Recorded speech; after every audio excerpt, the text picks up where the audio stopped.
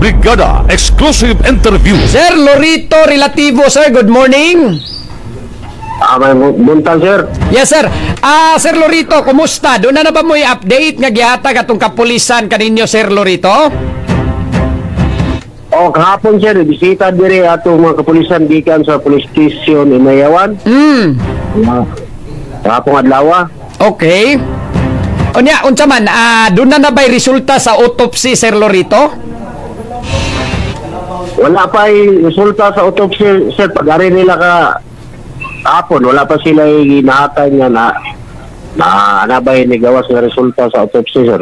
Wala pa po sila gihatag og kanusa ka doon na resulta kaya at least ato na makumpirmar kung doon na ba paglugos nga nahitabo aning Charina Relativo. Wa po sila gihatag nga date, sir, kanusa ka ang resulta sa autopsy. Wala sila gihatag nga eksaktong adlaw, sir, pero laingon sila nga karon nga week daw mabawanan nila. Pag-anas kapulisan na to, sir, unsa may ilang gihatag nga mga information ninyo regarding sa pag-imbestigar nila aning kamatayon in town sa imong anak or pagpatay sa imong anak, sir?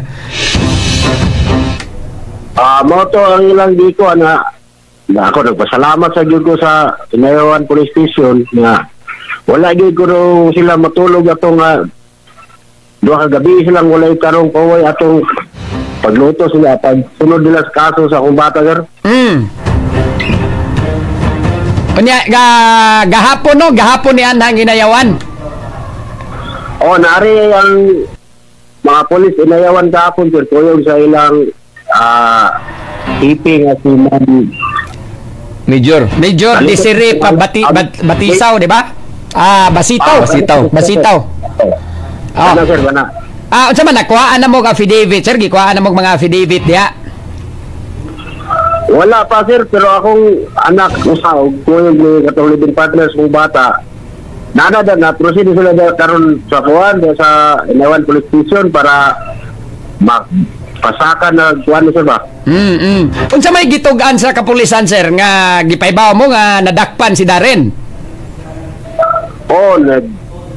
Ipaibalo nila pag-abot na dire nga nakuha na nila ang suspetado. Unsa man nitugan ba kapulisan nga ni angko na ganis Darren? Ni kuan, sir, nitugan ni angkon ni ganis Darren siya gahimos ko, sir. Mao na giingon sa kapulisan diha nimo nga ni angko na gyud si Darren. I see. So, gawas ni Darren, siya raw ay lain ko no, sir, sa may lain nga gibulgar ni Darren sigon sa giingon sa kapulisan ninyo diha. Ang giingon ko no ni Darren, sir, nga siya daw isa gahimo screening pero wala pa kayo na kuan kay nag-agad lagi sa atong resulta sa autopsy, sir, kung fingerprint atong nakuha nila sa kuan ba kung patay lawas kong bata kung isa ra ba yung fingerprint sa kita sa tulta o haba o tuloy ba ka. I see. So at least klaro na nga giingon na sa kapulisan nga niangko na si Darren na Tihanukwi nga siya gyud ang naghimo sa maong krimen. Pero sa man, sir, do na bay pag-angko ni Darren ko no nga gilugos gid niya imo intawong anak? Ang sigon sa istorya sa hiti kapon, sir, nga ang intention yun na logos yun. Logos ang intensyon. Maugi ang intensyon yan mas ng bata niya. Nisokod man akong bata mo to nga para dili ko no makasinggit iyang gituka. Tuok. Gituok niya pagtuok. Usog siguro yung kayong pagkatuok aron dili katingog mo to. Mataon tong inudan sa kamatayon doon. Unsa man say giingong kuno ni Darren atong nabutang naman tong in town Charina dire sa butane stove. Iya unta kuno sunugon? Ang istorya sa police, sir, nga ang gitugan kuno ni Darren sunugan daw kuno to ang foam. Okay. Para ligaso alarma ang mga silingan para makitaan daw kuno dayon ang patay lawas ng bata. Aron kuno madiscovery dayon. Manay kuan sa police, sir. Oo. Sige, so at least gikan nimo, Sir Lorito, nga gipaybaw sa kapulisan na miangko na si Darren Tihanukwi.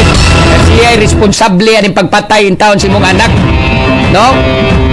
Anyway, doon na kay plano pud mo ari sa inayawan unya sir kay imong tan-awon is Darren. Karon sir, dili pa ko na kay akong bata ra nga usa mo akong gipana dira kay napagpugi si kaso diri sa amuha pod. Sige, anyway, at least gikan nimo ning information, yes, Brigada Kap. So katuingo nga iyang panamas-tamasan sir nga naman kanang unsa may sultis pulis murag naibog siya sa imong anak sad siguro.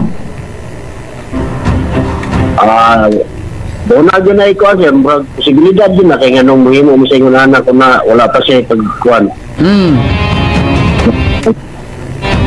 Sige.